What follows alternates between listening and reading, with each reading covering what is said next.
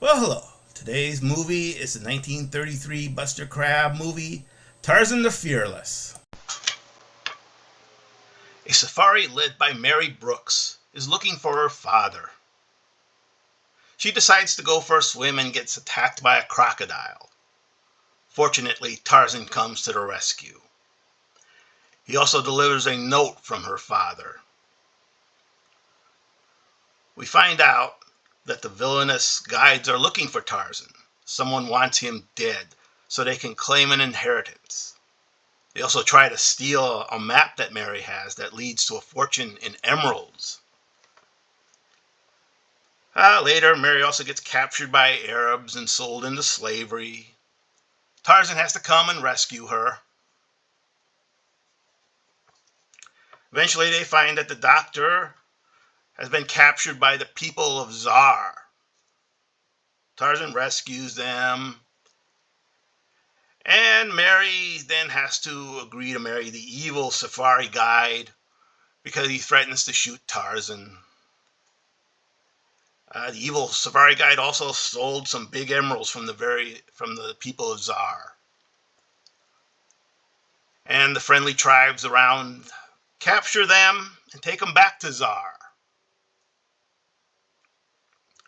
But fortunately, they're able to make a deal with the people of Zar by giving them a map to the place in exchange for their freedom. Tarzan has to save the evil safari guide from a lion. The evil safari guide, on his dying breath, repents and also tells Mary that Tarzan is still alive. They later find him at the hut, and everything turns out so well. So, this is, as I said, a 1933 movie. It stars Buster Crabbe, who's probably more famous for Flash Gordon and Buck Rogers. And it was originally a 12-part serial that later on got edited to this 85-minute long movie.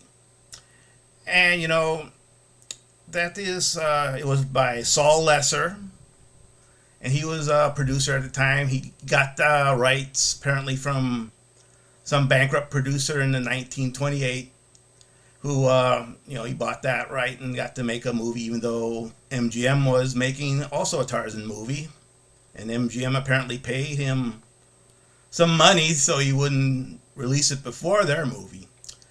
Actually,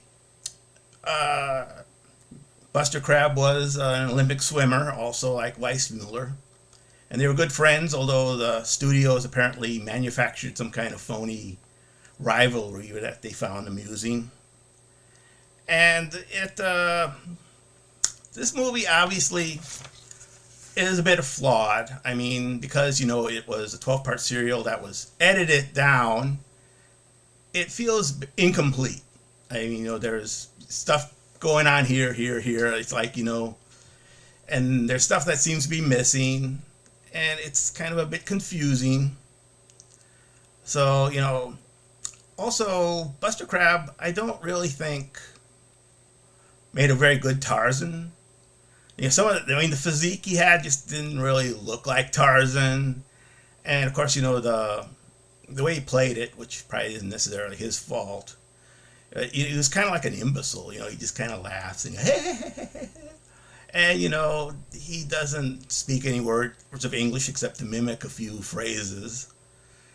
It's kind of sad because Tarzan in the original books was a very intelligent man. He could speak many different languages fluently. This is, I really do love Tarzan because that was what really got me into reading when I was a kid. I'll leave a link in this that goes to my blog, which has many reviews of all the Tarzan books, and for that matter, Edgar Rice Burroughs. I definitely recommend it. I know I'm a real fan of Tarzan. I love all the movies. That's what got me into reading him. And, this is not one of the best ones, obviously. The MGM Johnny Weissmuller ones that came out were, the gold standard for this.